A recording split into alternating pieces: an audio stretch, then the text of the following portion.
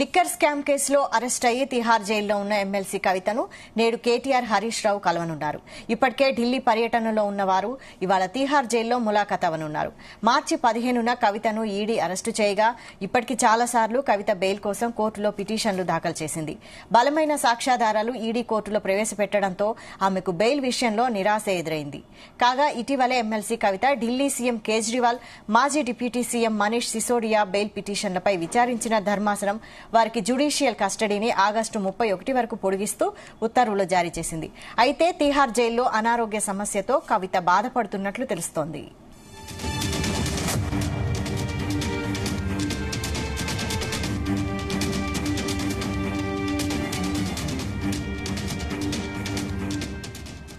ఇదే అంశంపై మరిన్ని details crime bureau chief Raviteja అందిస్తారు. రవితేజ, ఇంతకు ముందే కేటీఆర్ హరీష్ రావు ఢిల్లీకి చేరుకున్నట్టుగా సమాచారం అందుతుంది. ఈ రోజు కవితను తిహార్ జైల్లో ఉన్నటువంటి కవితను కేటీఆర్ హరీష్ రావు మరి కాసేపట్లో ములాఖాత్ అయ్యేటువంటి అవకాశం ఉన్నట్టుగా కూడా సమాచారం అందుతుంది.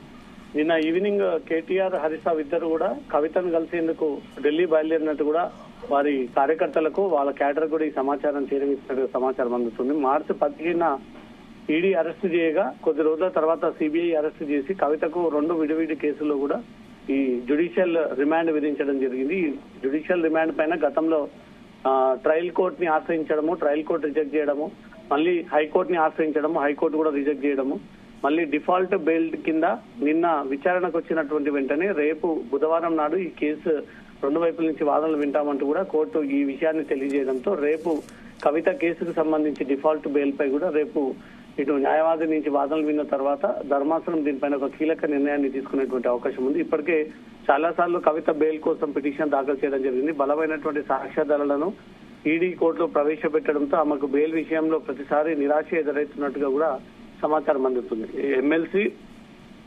ఇటీవల ఎమ్మెల్సీ కవిత ఢిల్లీ సీఎం కేజ్రీవాల్, మాజీ deputy CM Manish Sisodia bail పిటిషన్లపై విచారించినటువంటి ధర్మాసనం 31 వరకు కూడా వీరి కస్టడీని పొడిగిస్తూ ఉత్తర్వులు జారీ చేయడం జరిగింది. మరోపక్క కవిత అనారోగ్య సమస్యలకు సంబంధించినటువంటి అంశంపై కూడా గతంలో కోర్టు మొదట జైల్ అథారిటీస్ దీన్ దయాల్ ఆసుపత్రికి తరలించినప్పుడు అక్కడి నుంచి కూడా కోర్టు కవితను క్షుణ్ణంగా ఆరోగ్యంగా పరిశీలించాలి అని కూడా కోర్టు ఆదేశించి ఎయిమ్స్ కి తరలిస్తూ ఎయిమ్స్ లో ప్రత్యేక వైద్య సేవలు అందించినట్టు కూడా ఇంతకు ముందే కోర్టు ఆదేశాలు జారీ చేయడం జరిగింది. అనారోగ్యపరమైనటువంటి సమస్యలు ఒక పక్క, కుటుంబానికి దూరంగా ఉన్నానంటూ కూడా సాకు ఒక పక్క, రాష్ట్రంగాని దేశ రాజధానిలో తీసుకొచ్చి ఒక సంబంధం లేనటువంటి కేసులో పెట్టు రాజకీయపరమైనటువంటి కలరింగ్ వేసి తనను ఇబ్బంది గురి చేస్తా ఉన్నారంటూ కూడా అన్ని ఆధారాలతో సహా పలుసార్లు బెయిల్ పిటిషన్ దాఖలు చేసినప్పుడు కోర్టు ఏ గ్రౌండ్స్ లో కూడా కవితకు బెయిల్ ఇవ్వకూడదు అంటూ మాత్రం స్పష్టంగా ఈ ఆదేశాలు తెలియజేసినట్టుగా సమాచారం అందుతుంది. ఆరోగ్య పరిస్థితి ఎలా ఉంది, రేపు జరగబోయేటువంటి వాదనలు ఏ రూపంలో ఉండబోతా ఉన్నాయి, రేపైనా కవితకు బెయిల్ రాబోతా ఉందా లేదా అనేది కూడా దగ్గరుండి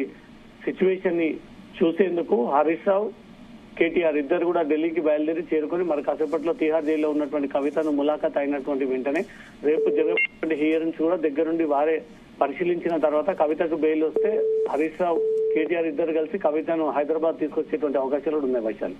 రైట్, థ్యాంక్ యూ రవితేజ.